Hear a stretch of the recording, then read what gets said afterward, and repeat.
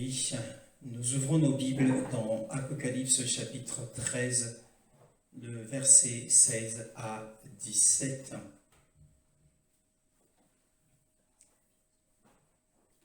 Elle fit en sorte qu'on impose à tous les hommes, petits et grands, riches et pauvres, libres et esclaves, une marque sur leur main droite ou sur leur front. Ainsi, personne ne pouvait acheter ni vendre sans avoir la marque, c'est-à-dire le nom de la bête ou le nombre de son nom. Voilà, donc nous entrons dans un sujet assez brûlant, qui est le sujet sur la marque de la bête. Et nous savons qu'il y a beaucoup de doctrines au sujet de la marque de la bête. Au verset 16, il est écrit « Et elle fait qu'à tous de qui parle-t-on ici, non pas de l'idole qui parle, parce que là également, cette idole, dans sa consécration, un miracle s'était produit. Mais elle, ici, est mise pour la bête, c'est-à-dire la deuxième bête, qui est le faux prophète, donc qui entre en action, et elle fait qu'à tous, petits et grands, riches et pauvres, libres et esclaves, il soit donné une marque sur leur main droite ou sur leur front. Elle fait qu'à tous, cela signifie que c'est un commandement et un ordre absolu. C'est quelque chose qui sera impératif. Aucune exception ne sera permise, parce qu'il est dit ici, que ce soit les petits, que ce soit les grands, que ce soit les riches, les pauvres, les libres et les esclaves, personne n'est excepté, et personne n'est exempté. Alors, que signifie petits et grands? Il y a deux sens à cela. Petit signifie celui qui est insignifiant. Grand signifie les dirigeants de ce monde, les grands de ce monde, les chefs d'État. Riches et pauvres. Petits et grands. Petits et grands signifient également ceux qui sont physiquement petits, c'est-à-dire les jeunes, les enfants, les jeunes gens, les jeunes filles. Grands, ici, ce sont les adultes. C'est la deuxième signification de cette expression, petits et grands.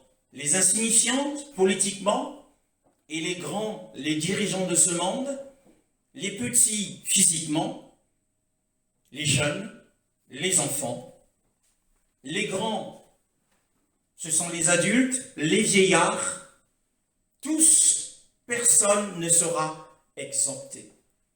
Il est écrit que même les riches,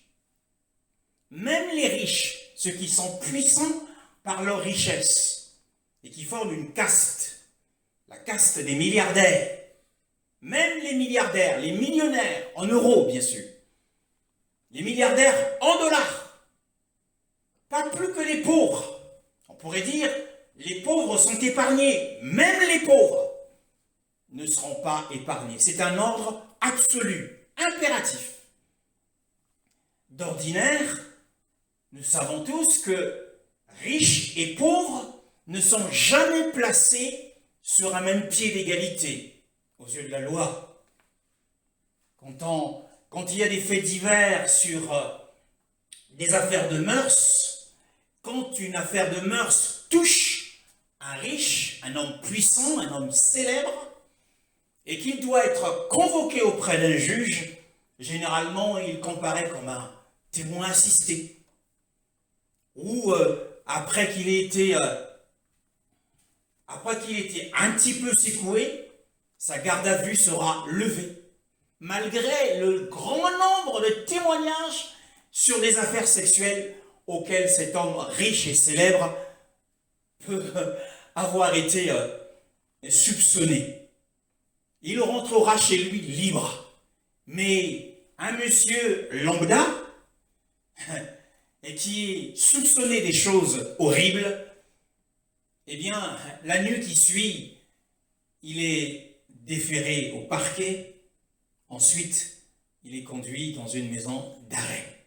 Donc nous voyons que d'ordinaire, riche et pauvre, homme célèbre et monsieur lambda, ne sont pas placés au même pied d'égalité aux yeux de la loi.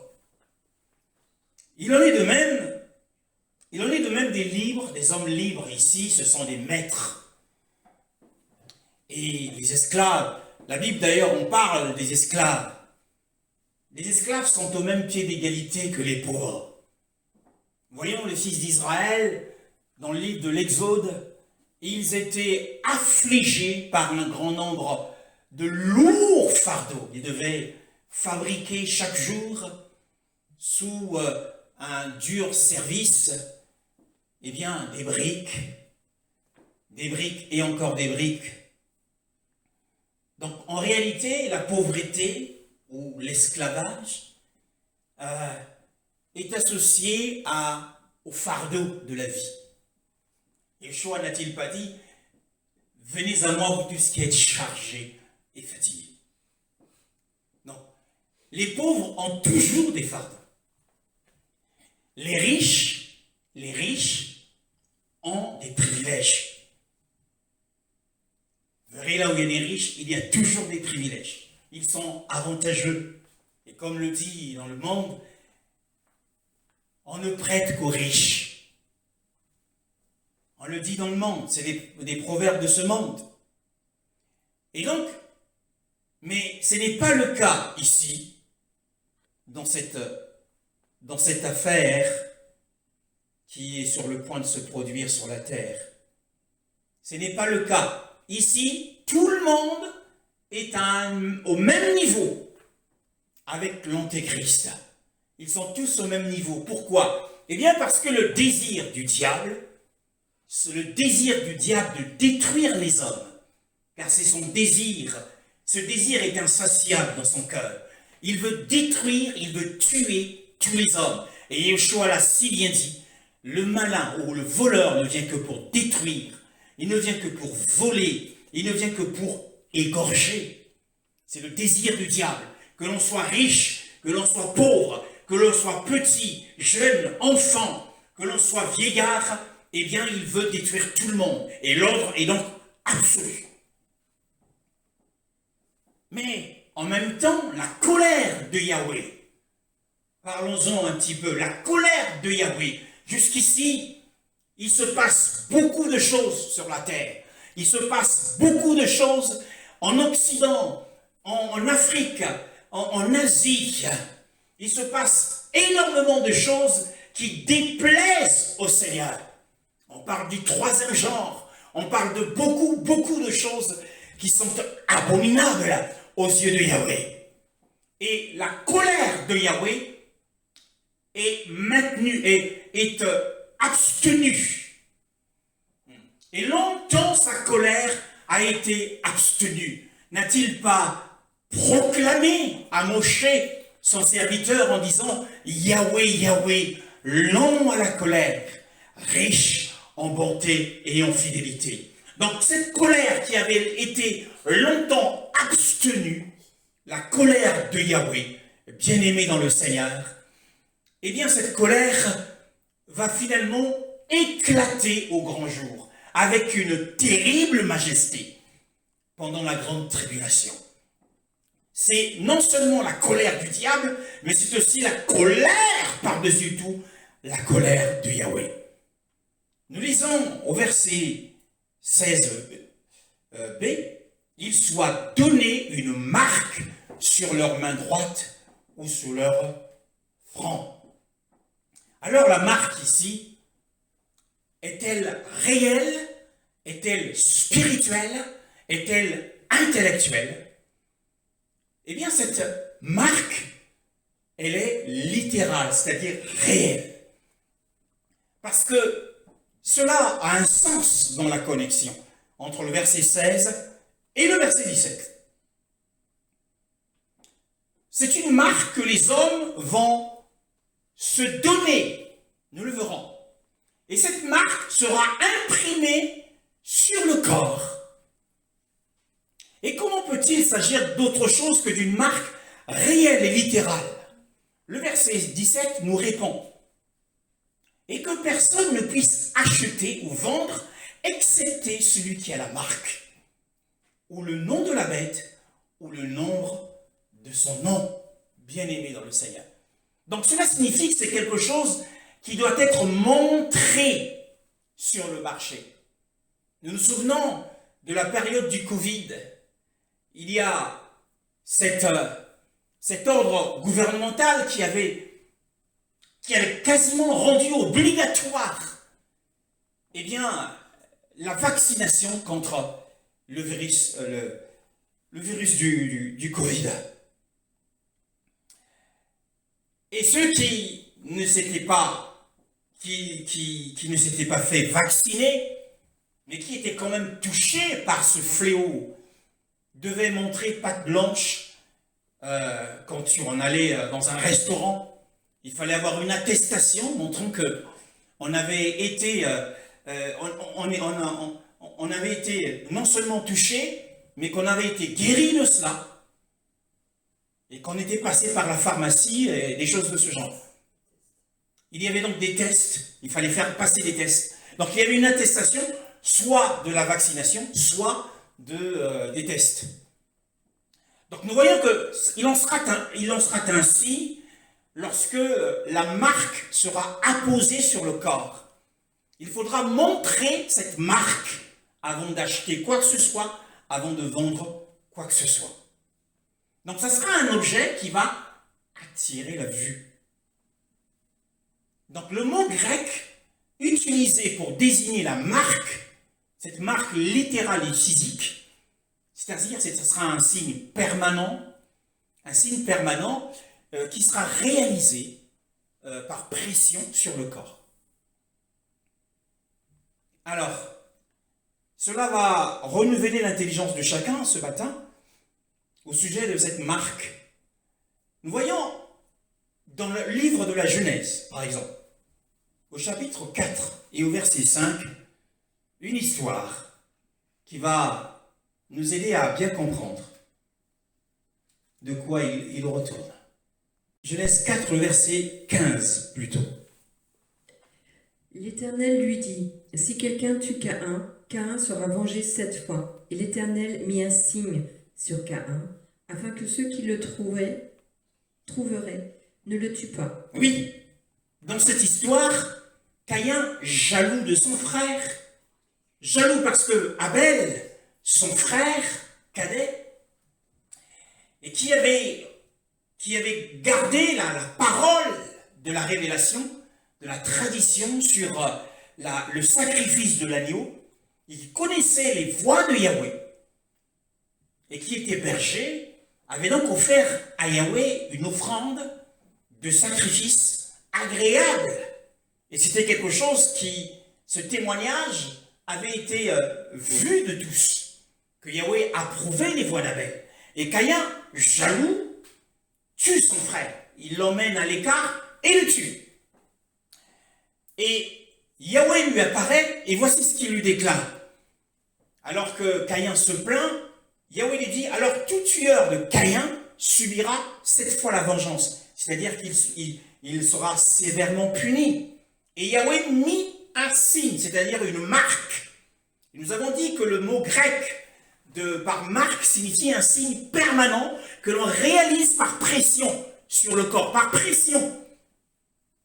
Et ici, Yahweh a marqué le front de Caïn afin que quiconque le voie, et voyant cette marque, ne le tue pas.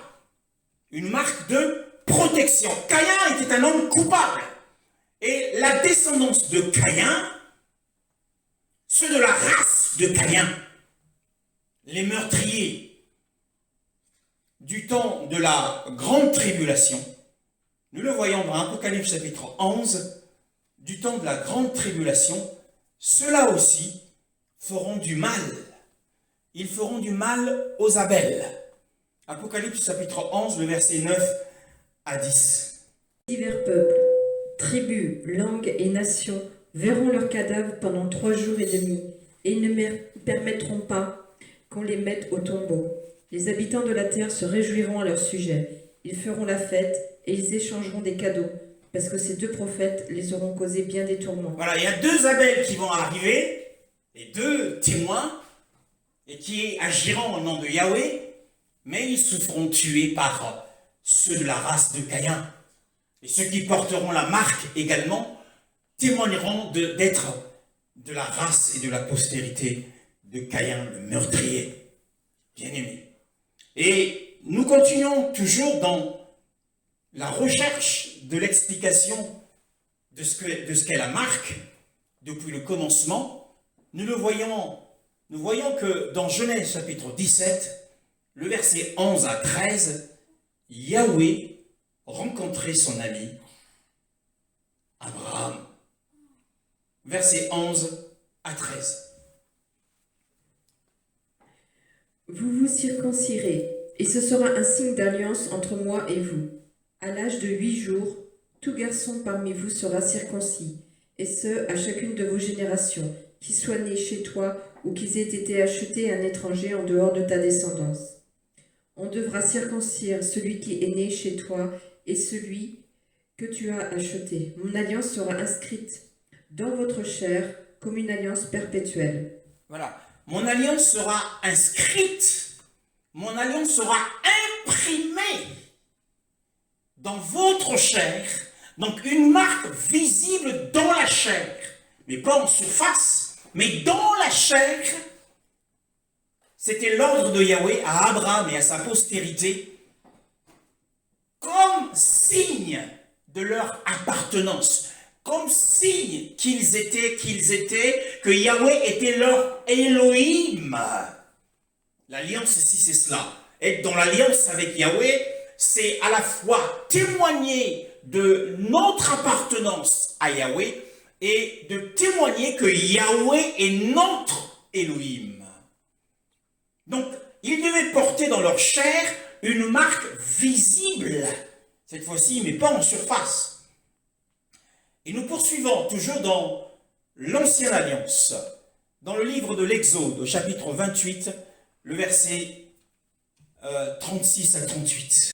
Tu feras une lame en or pur, et tu graveras, comme le fait un graveur de cachet, sainteté à l'Éternel. Tu l'attacheras avec un cordon bleu sur la tiare, sur le devant de la tiare.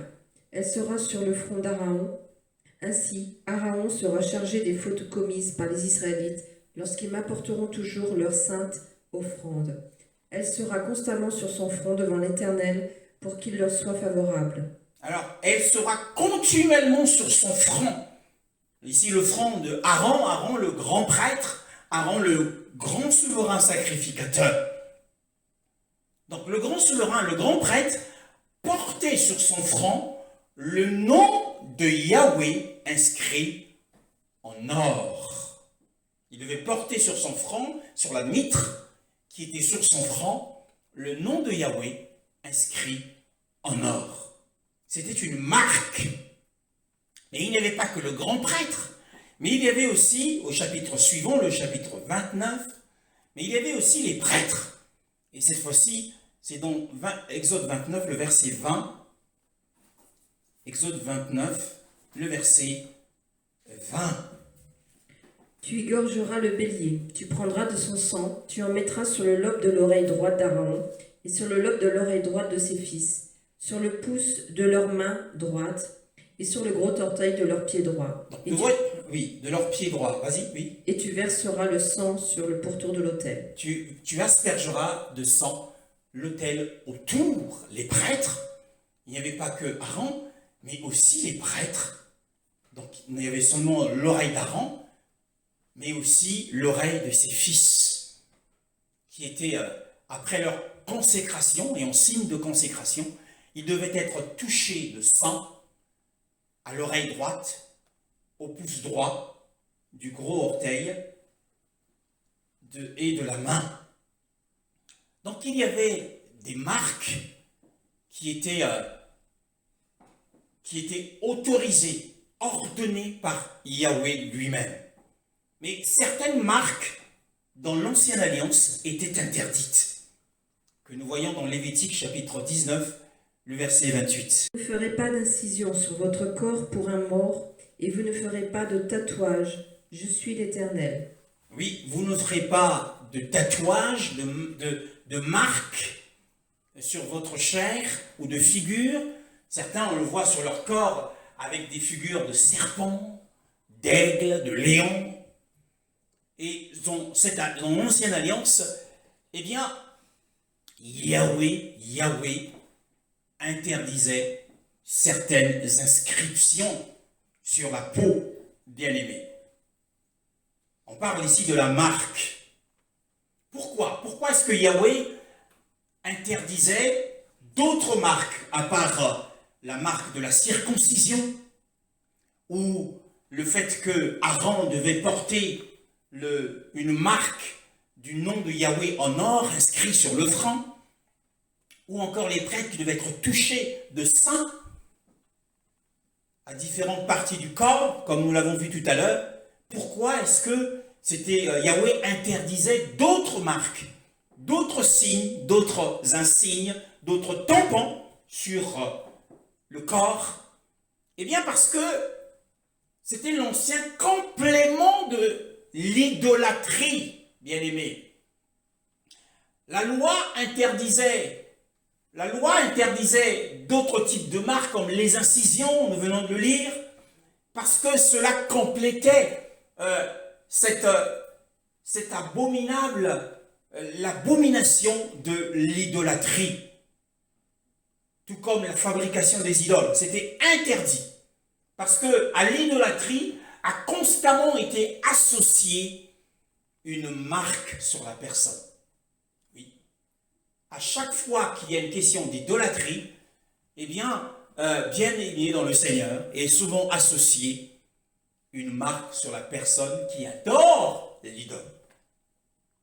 En Inde, il y a une religion, la religion qui est bien connue, l'hindouisme. Dans l'hindouisme, qui est une forme d'imitation du christianisme, l'hindouisme a trois personnes en un seul Dieu. Il y a Brahman, le Dieu créateur, et il y a Vishnu, le Dieu conservateur, et il y a Shiva, le Dieu destructeur. Alors, les hindous, ils ont aussi des prêtres qu'on appelle des brahmanes. Or, les brahmanes, pour montrer leur appartenance, soit à Shiva, soit à Vishnu, c'est Vishnu ou Vishnu, voilà, et soit à Brahman, il devait avoir une marque sur le front. Et cette marque était une pâte fabriquée à partir du bois de santal, puisque le bois de santal est très répandu dans le sud de l'Inde et même au Népal. Et il y a donc cette pâte à partir du bois de santal avec du curcuma et mélangée à la bouse de la vache. Parce que nous savons qu'en Inde, la vache est un animal particulièrement sacré. Donc, il se mettait une marque sur le front afin, disait-il, eh bien, de garder frais le troisième œil. Voilà. Donc, à l'idolâtrie est bien souvent associée la marque sur la personne. C'est pareil dans d'autres types de religions. Et il en sera ainsi en ce jour, au jour de la grande tribulation, lorsque l'Antéchrist apparaîtra, l'idolâtrie atteindra son apogée. Nous l'avons vu dernièrement que l'image ou l'idole de l'Antéchrist sera adorée de tous. Cette idole sera adorée de tous. Et donc sous la Nouvelle Alliance, nous constatons aussi qu'il y a une marque, mais la marque sous la Nouvelle Alliance, elle est spirituelle. Nous lisons dans Éphésiens chapitre 1, le verset 13. Puis vous aussi, après avoir entendu la parole de la vérité, l'évangile qui vous sauve, en lui vous avez cru, et vous avez été marqués de l'empreinte du Saint-Esprit qui avait été promis. Oui, vous avez été marqués de l'empreinte, vous avez été marqués du signe, du sceau du Saint-Esprit. Or, le sceau du Saint-Esprit est vraiment associé, profondément associé à la manifestation des dons surnaturels de puissance. Au sceau du Saint-Esprit est associée la force incomparable, la force supérieure des miracles et des guérisons. Donc cette marque, elle est spirituelle. Sous la nouvelle alliance, le sceau du Saint-Esprit. Cependant, dans le livre de l'Apocalypse, dans la période où nous sommes, dans Apocalypse chapitre 13, les chandeliers qui représentent les 7 églises ne sont plus dans le ciel. Donc le temps de la grâce est terminé, exception faite aux croyants qui rateront l'enlèvement. Apocalypse 13, le verset 17. Et dans ce livre, nous avons 3 exemples. 3 exemples similaires qui nous enseignent la signification spirituelle de l'acte de porter sur soi la marque. Nous le voyons dans Apocalypse chapitre 7, le verset 1 à 4. Après cela, je vis 4 anges debout aux 4 coins de la terre. Ils retenaient les 4 vents de la terre, afin qu'il ne souffle pas de vent, ni sur la terre, ni sur la mer, ni sur aucun arbre. Et je vis un autre ange qui montait du côté du soleil levant, et qui tenait le sceau du Dieu vivant. Il cria d'une voix forte aux 4 anges qui avaient reçu le pouvoir de faire le mal à la terre et à la mer.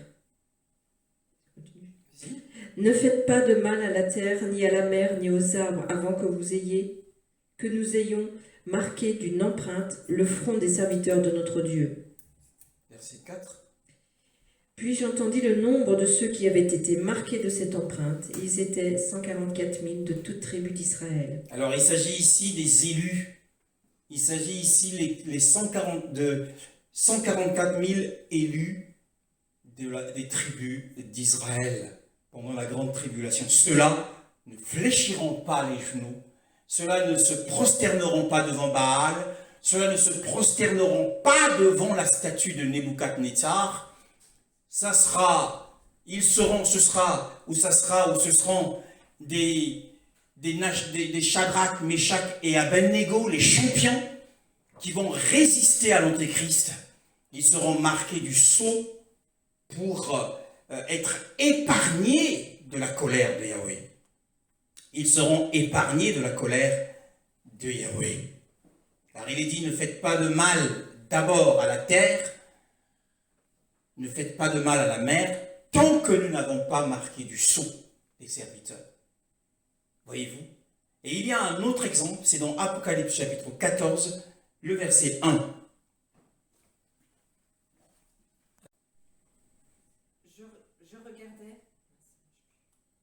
Je regardais et je vis l'agneau debout sur le mont Sion, et avec lui 144 000 personnes qui avaient son nom et le nom de son père inscrit sur leur front.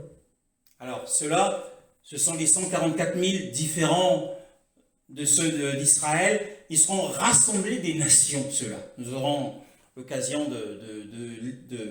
d'entrer dans les profondeurs de ce chapitre plus tard, parce que quand nous aurons terminé le chapitre 13, il nous faudra retourner dans 1 Thessaloniciens pour comprendre, dans 2 Thessaloniciens, pour comprendre ce qui retient l'avènement de l'Antéchrist.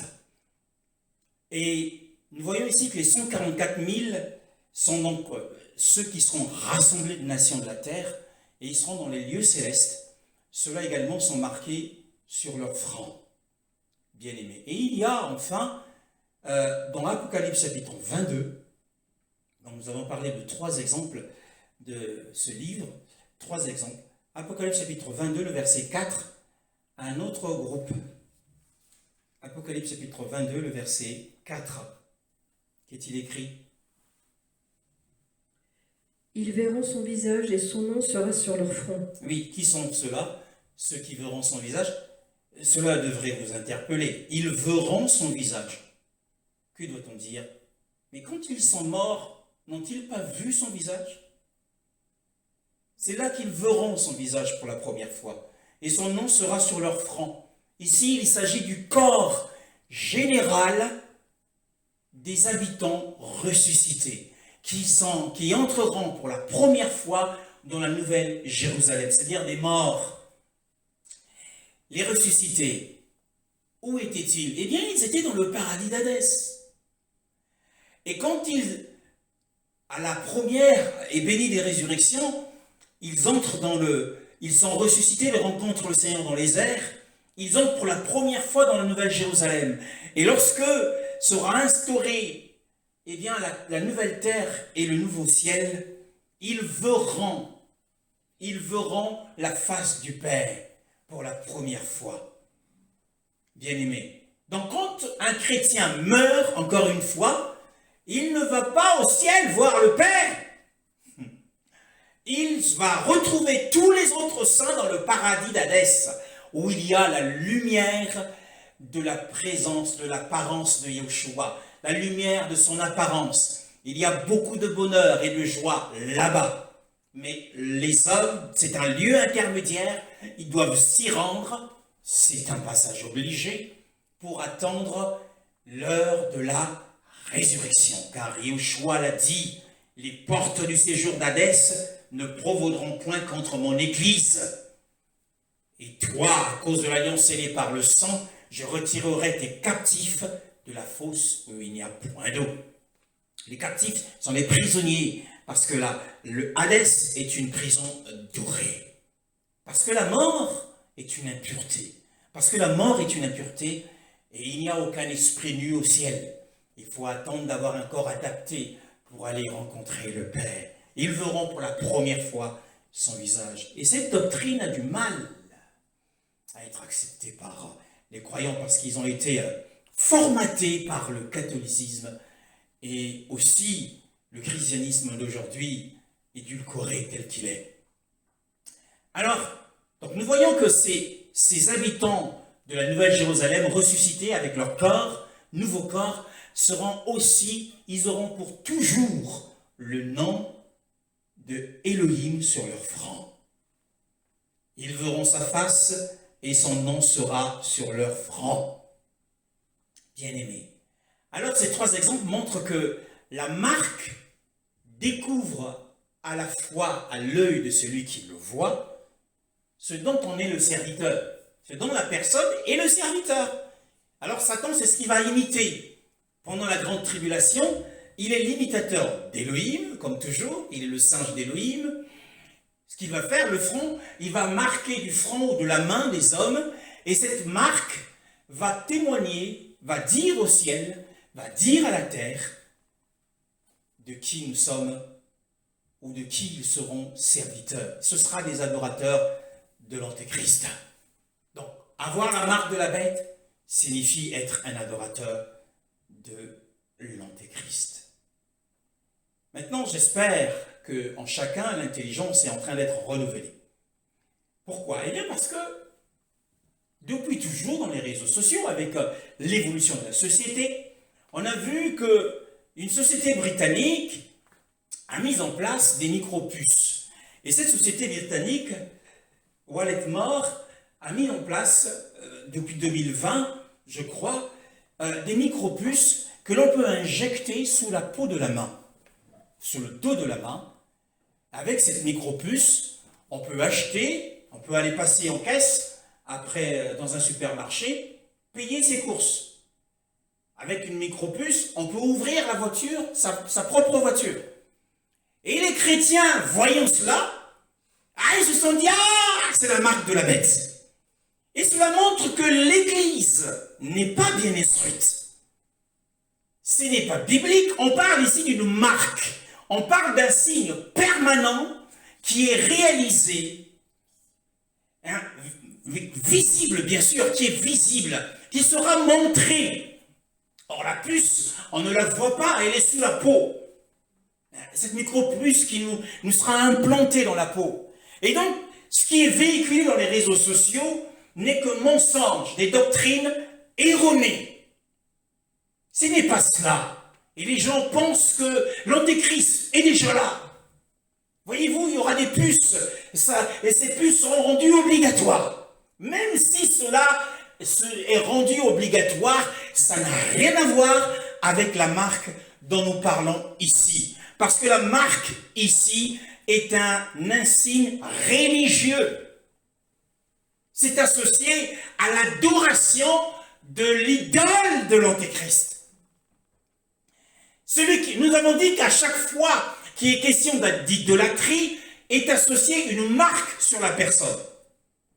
Donc, ceux qui vont adorer l'idole doivent avoir sur eux une marque, comme nous avons donné l'exemple ici des hindous, ou des brahmanes, les prêtres de l'hindouisme, qui ont une marque de bouse de vache, de curcuma et de bois de santal sur le front, pour garder frais le troisième œil, bien aimé dans le Seigneur.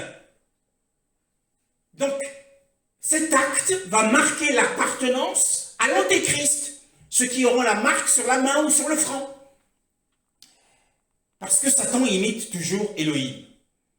Alors les raisons sont encore évidentes, nous l'avons dit, l'âme qui va adorer l'idole doit avoir sur le corps une marque. C'est une empreinte qui va protéger les hommes contre la colère de l'antéchrist. De même, nous avons vu tout à l'heure dans l'Apocalypse chapitre 7 que pour protéger les élus d'Israël de la colère d'Élohim, les anges devaient marquer du sceau les 144 000 avant de pouvoir exercer les jugements sur la terre. Et cela devait être épargné. Mais nous voyons aussi que, par exemple, un serviteur du Seigneur, qui est l'apôtre Paul. L'apôtre Paul, dans Galates chapitre 6, le verset 17, nous dit des choses importantes. Que personne désormais ne me fasse de peine, car je porte sur mon corps les marques du Seigneur Jésus. Oui, Paul, ici, il se vante. Il commence par se vanter. Il dit que personne ne me trouble, que personne ne me fasse de la peine en disant que je ne suis pas un serviteur du Seigneur, que je suis un faux apôtre, que personne ne me fasse de la peine, ne me fasse souffrir. Je suis un homme sensible, car je porte sur mon corps, dit-il, eh bien, les stigmates, les marques, les empreintes du Seigneur. Eh bien, c'était les cicatrices et blessures dont il était honorablement atteint pour la cause du Seigneur. Et dans 2 Corinthiens chapitre 11, 2 Corinthiens chapitre 11, le verset 24 à 25, il est écrit, à partir du verset 23, s'il te plaît. Ils sont serviteurs de Christ. Je parle comme un fou. Je le suis plus encore. J'ai bien plus connu les travaux pénibles, infiniment plus les coups, bien plus encore les emprisonnements. Et j'ai souvent été en danger de mort. 5 fois j'ai reçu des Juifs, les 40 coups moins 1. 3 fois j'ai été fouetté. 1 fois j'ai été lapidé. 3 fois j'ai fait naufrage. J'ai passé 1 jour et 1 nuit dans la mer. Oui.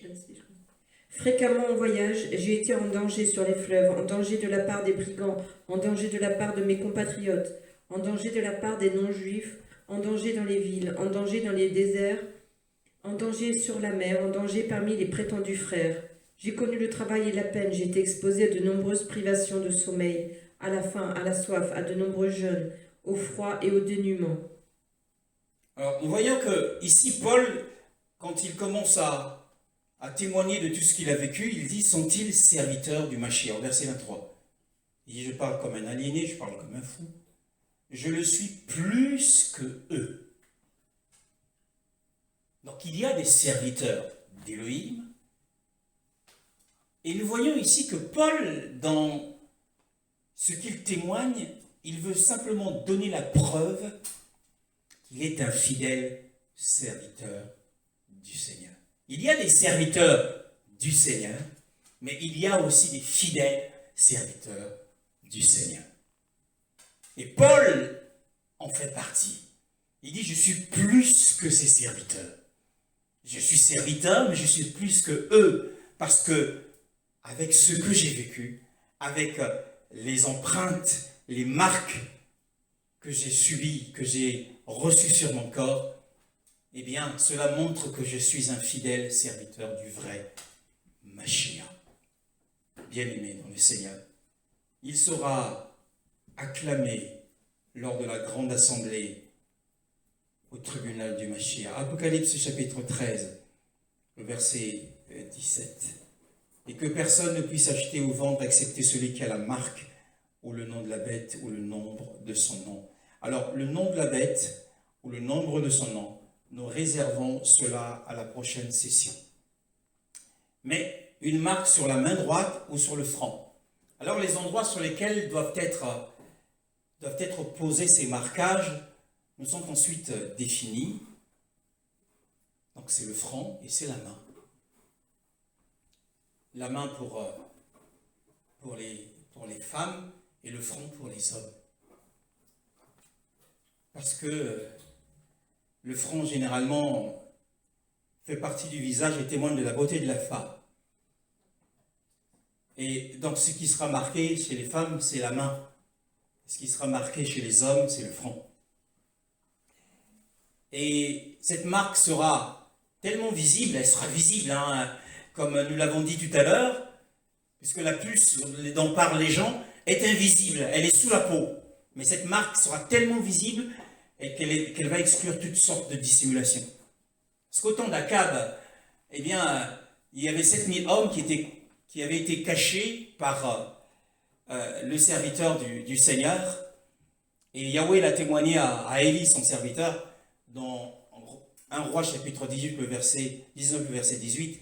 Je me suis réservé 7000 hommes qui n'ont pas fléchi les genoux devant Baal. Mais désormais, tous les hommes porteront leur insigne religieux en surface. Donc il n'y aura pas besoin de se cacher et ça sera visible, bien aimé. Donc les endroits sur lesquels doivent être posés ces marquages nous sont définis, c'est le front et c'est la main. Donc cela prouve que c'est quelque chose de réel, ça ne sera pas quelque chose de spirituel. Donc le tampon doit être soit sur la main droite ou soit sur le front. Donc ces deux parties du corps, on le sait, sont généralement découvertes et exposées à la vue. Donc elles sont donc plus à même, plus aptes à rendre témoignage à tous. C'est pour rendre témoignage, parce que c'est les deux parties du corps qui sont les plus exposées, la main et le front. Même si en hiver, on essaie de couvrir la main, mais c'est les deux parties qui sont les plus exposées. Et cela doit... En fait, c'est pour rendre témoignage. Et en Yeshua, après avoir cru dans le cœur, on confesse de la bouche. Mais avec l'Antéchrist, la confession doit être rendue visible à travers cet insigne, à travers ce tampon, à travers cette marque et cette distinction de noircissement. Et nous bénissons le Seigneur pour sa parole. Donc, ne vous laissez pas emballer, ne soyez pas effrayés lorsque vous voyez des sociétés mettre en place des micropuces dans la peau, et ne dites pas, ça y est, l'Antéchrist est là, nous y sommes. Ça n'a absolument rien à voir, et nous verrons que l'Église, la véritable Église, les saints, devront en être épargnés. Que le Seigneur nous bénisse. Amen.